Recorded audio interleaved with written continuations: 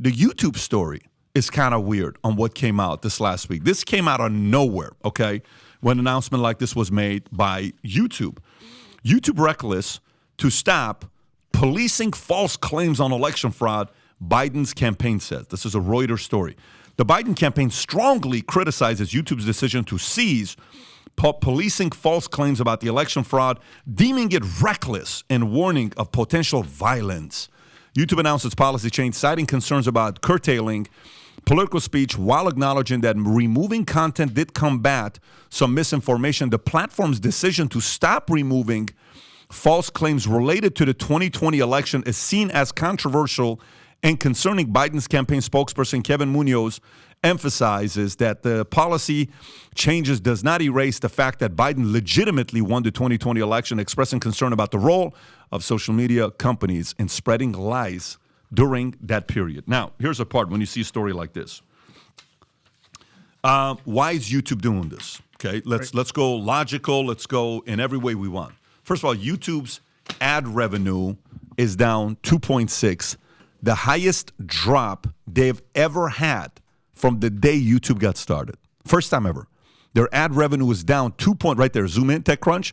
YouTube continues to see ad revenue decline 2.6% year over year. Yeah. This is not a good look for YouTube, okay? Because they have investors. YouTube, it shows the results there, where they were at and where they're at right now. So they're sitting around saying, what the hell is going on? Rumble, on the other side, keeps signing people left and right, okay? Rumble is indirectly holding these guys accountable. Twitter is indirectly holding these guys accountable. If, God forbid, report comes out that Tucker's show on Twitter made him $2.2 million in a month or something like that, YouTube could be crushed. Big time. And what I mean by YouTube could be crushed, here's the thing nobody thinks about, okay? Nobody thinks about.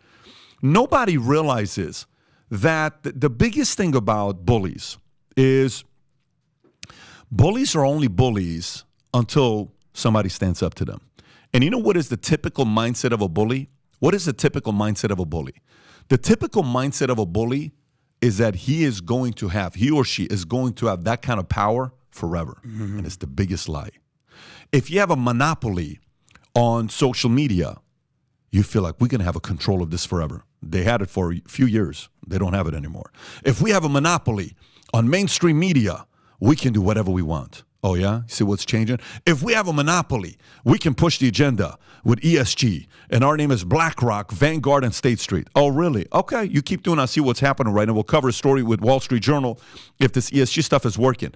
But the point here with YouTube, I applaud them for going this direction. If YouTube chooses to go back to allowing people from both sides to go and comment without inciting violence, but they're going out there and giving their thoughts, their opinions, they allow that to stay, YouTube will be King Kong again. But if they don't, this is by far the worst time ever for YouTube to play the same political games they played in June of 2020 when they, listen, I remember one time Mario and I sitting there watching YouTube. I don't know how many videos were taken on YouTube suddenly for us. 10, 20, 30, 40. I remember one time. And it was like, oh, boom, we did this interview, taken out. We did this interview, taken out. We did this interview, taken out. Our RFK interview, where he talks about what he thought happened to his father and who killed him. That was taken down. Our RFK interview had a couple million views after a week or two, was taken out. Whatever the timeline was, it could have been a month or two before they took it down. But if YouTube goes this direction, good for them. If they don't, capitalism is here. Capitalism works. Competition is going to take their lunch. Not because I said so, because it always has since day one, especially with companies that become arrogant, thinking they have a monopoly, and monopolies don't last forever. You think it'll help out, or do you think it's too late for them because now there's Twitter and there's all these? No, they're so massive it's not too late. They have everybody. I mean, they have Mr. Beast. They have everybody. They have music. They have so many, the kids. And by the way, here's the other part. You know how much the biggest YouTuber made last year? $58 million. You know what Jake Paul made off YouTube last year? $45 million. You know that guy that does the toy reviews? You know the guy? Yeah. What's his name? Ryan? Ryan. Ryan's World. You know what Ryan made last year? Can you put Ryan's income last year? Ryan made $28 million last year off YouTube. The kid, Ryan's right? parents made $28 million. Yeah. I mean, $28 million I want to say he made. What's the number? Can you see the income, what he made last year? On a list of top 10 biggest YouTubers, you'll see he made $28 million. I think that's old.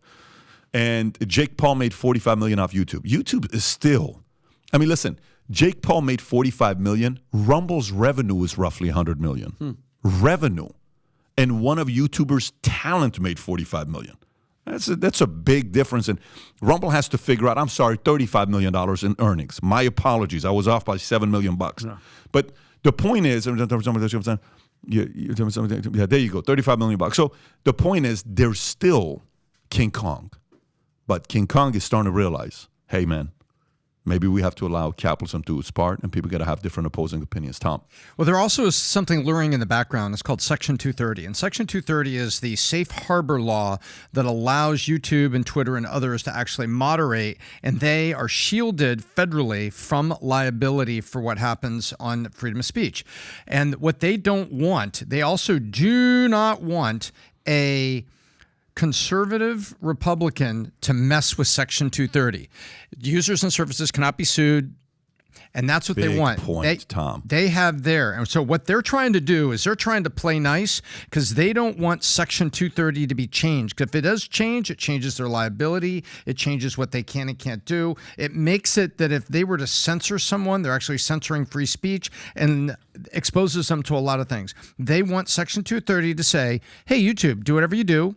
You operate as a publisher, cut people off, allow people there, and then massive point you're making. And then, but you want to be a liberal? Want to be a liberal voice? Censor all the conservatives. That's your choice, YouTube. They don't want Ron DeSantis or a certain Donald J. Trump to come in and say, we have fixing Section 230. I'm tearing it in half. Yeah, that's not what they want. And by the way, it's in the gun sights of a lot of conservatives. And yes, I said gun sites. So if you like this clip and you want to watch another one, click right here. And if you want to watch the entire podcast, click right here.